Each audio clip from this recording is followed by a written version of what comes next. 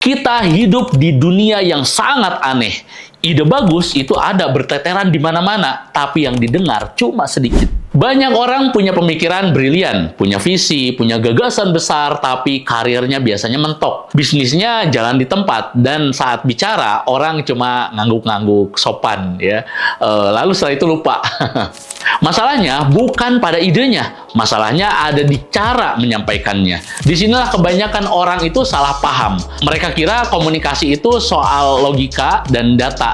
Padahal manusia tidak bergerak karena logika, mereka bergerak karena cerita. Ya, storytelling. Dan poin inilah yang dibahas dari salah satu buku tentang storytelling terbaik yang pernah saya baca, yaitu buku yang judulnya Talk Like TED, karya Carmine Gallo.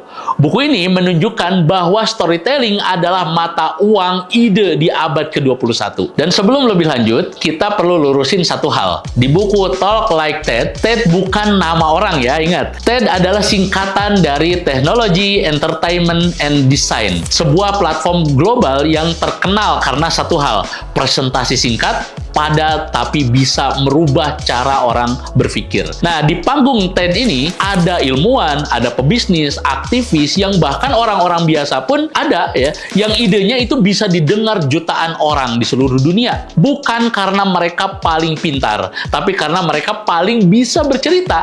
Nah, di sini Carmine Gallo itu sendiri mempelajari ratusan presentasi TED paling berpengaruh. Kesimpulannya sederhana, tapi menusuk. Storytelling adalah inti dari komunikasi manusia. Karena faktanya, manusia tidak digerakkan oleh data, tapi oleh emosi yang dibungkus cerita. Dan di buku ini ada satu kalimat kunci yang sangat relevan dengan hidup kita hari ini. Dia mengatakan, ideas are the currency of the 21st century. Ya, masalahnya, ide tanpa storytelling itu nilainya 0.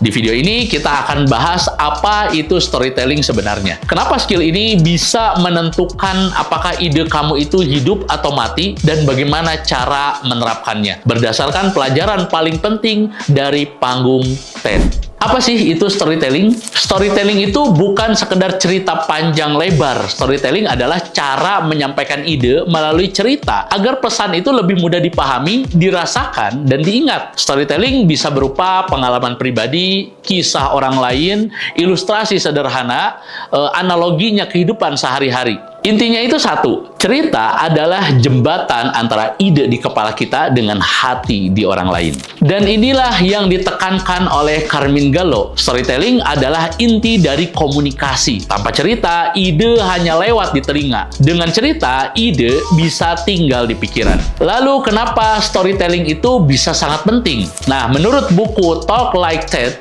otak manusia tidak dirancang untuk mengingat data. Otak manusia dirancang untuk mengingat cerita. Kita mungkin lupa angka, kita mungkin lupa slide presentasi, tapi kita jarang lupa cerita yang menyentuh emosi. Karena itu, Carmine Gallo menegaskan satu hal penting. Emosi lebih kuat daripada logika. Logika membuat orang mengerti, emosi membuat orang itu bergerak. Dan di dunia kerja, bisnis, dan leadership, bahkan dakwah, yang kita butuhkan bukan hanya orang mengerti, tapi orang mau bertindak. Nah, itulah kenapa orang yang bisa storytelling itu biasanya lebih mudah dipercaya, lebih didengarkan, lebih berpengaruh, dan lebih diingat. Setelah kita paham apa itu storytelling dan mengapa hal ini menjadi sangat-sangat penting, kita juga harus tahu bagaimana cara mengimplementasikan skill storytelling ini di kehidupan sehari-hari dengan baik. Nah, yang pertama, fokus pada satu ide besar. Carmine Gallo menekankan satu ide yang kuat itu lebih berharga daripada 10 ide biasa. Kesalahan paling umum dalam presentasi adalah ingin menyampaikan terlalu banyak hal sekaligus, padahal audiens itu nggak butuh banyak ide. Mereka butuh satu ide utama yang jelas. Sekarang coba tanya pada diri sendiri. Kalau audiens hanya ingat satu hal dari saya, nah apa itu? Kalau kamu belum bisa menjawab pertanyaan ini, berarti ceritamu masih terlalu lebar ya. Yang kedua, bangun cerita, bukan laporan. Nah, buku ini menekankan bahwa storytelling yang kuat itu biasanya punya banyak elemen. Di antaranya konflik, perjuangan, perubahan. Contohnya bukan kami gagal mencapai target. Nah, itu bukan begitu. Tapi biasanya gini, kami pernah berada di titik hampir menyerah. Nah, cerita seperti ini cenderung membuat audiens itu ikut masuk secara emosional. Yang ketiga, gunakan emosi secara jujur. Nah, ini biasanya para pembicara di forum TED yang hebat itu tidak takut untuk menunjukkan keraguan-raguan, kegagalan, ketakutan, proses belajar, ya. Karena disitulah audiens itu merasa dia itu seperti saya.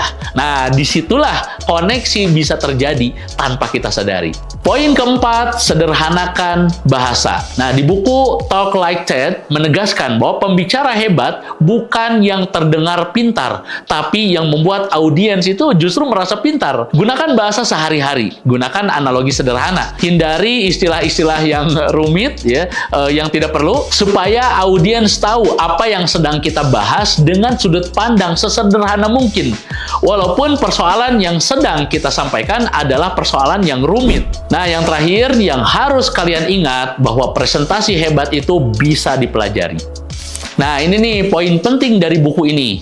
Presentasi hebat bukan bakat, tapi skill.